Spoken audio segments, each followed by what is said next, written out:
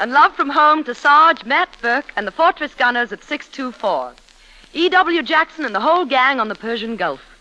Lieutenant John Roberts and pals at 464. Tarpley and the Field Artillery at 33. Hangover Hanson at 24. And the mob at 937, who go under the collective aliases of Slewfoot, Kosher Dill, Avocado, Salami, Gin Fizz, and Melonhead. In your honor, it's another command performance for a coast-to-coast radio comedian who has caught your fancy. That fancy guy with the close-cropped curls, Garry Moore.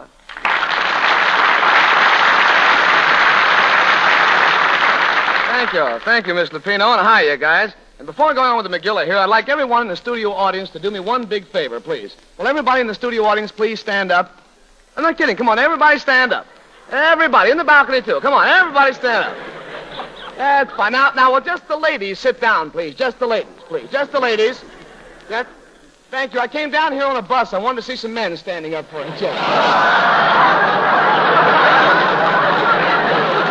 Thank you very much. You know, Mr. Moore, you have a very puckish turn of mind for one so dignified. Oh, but Miss Lupino, nowadays there's no such thing as an undignified job. Everybody's got dignity. Why, the telegraph boys are now calling themselves communication carriers. And hog callers have become pork persuaders.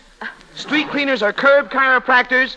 And just this morning, my garbage man informed me that he is now a used vitamin convoy. I don't know, everybody's dignified. Well, I guess that's all right if it makes them happy. Well, yes, but then happiness is an elusive thing. Let me tell you the story of a man I once knew named Herman Plinch. Herman Plinch's lot was a sad one. It was all covered with weeds. Furthermore, he was born on a streetcar and never saw his mother again. The poor woman, she forgot to get him a transfer. But fate is kind, and Herman soon reached the age of 28. He really should have been 30, but the stork that brought him ran into bad weather and was grounded for 2 years in Kansas City. But 28 or 30, it mattered not. For Herman Plinch soon amassed a fortune manufacturing reversible roller skates for backward children. And pretty soon, he was the richest man in town, the proud owner of 4 swimming pools, hot, cold, lukewarm, and scotch and soda. Yes, Herman Plinch was a happy man, until one night he went to the kitchen for a snack. He opened the refrigerator door, took out a cold piece of chicken, and closed the refrigerator door. He had taken one step, drumstick in hand, when suddenly a thought struck him.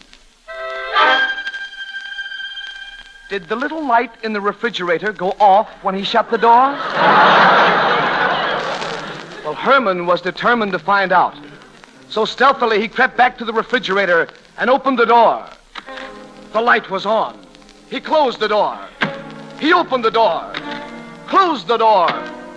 Opened the door, closed it, opened it, closed it, opened it, closed it, opened, closed, opened, closed. Until finally he screamed aloud, I must know!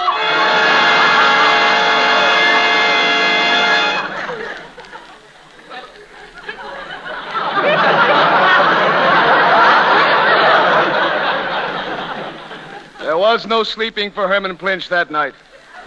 He paced up and down, to and fro, fro and to, and finally the solution struck him. It struck him hard. No! Suddenly, everything seemed clear to Herman Plinch. He would creep inside the refrigerator, close the door, and see for himself. And with a fanatic gleam in his eye, he opened the door again. But it was no use. It was only a 200 cubic inch refrigerator, and Plinch was a 900 cubic inch man. He squeezed and he squoze and he squoze and he squeezed, and the whole thing seemed impossible. But did Herman Plinch give up? Did he give up? Did he give up? Did he give up? Yes, he did.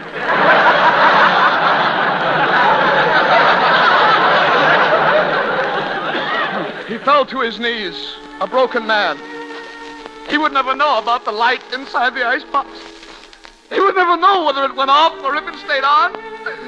What good was his money? What good was his life?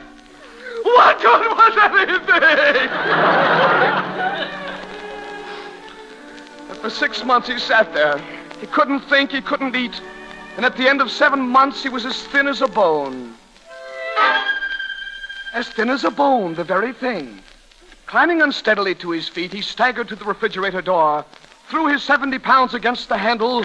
The door swung wide, and he fell into the icebox right on his face in the succotash. And as he lay there inside the box, his head nestled cozily on an artichoke, as the Roquefort dressing trickled gently down his chin, the door started to swing shut. Would the light go out at last? Would it? Would it? Would it? It did! The refrigerator light went out!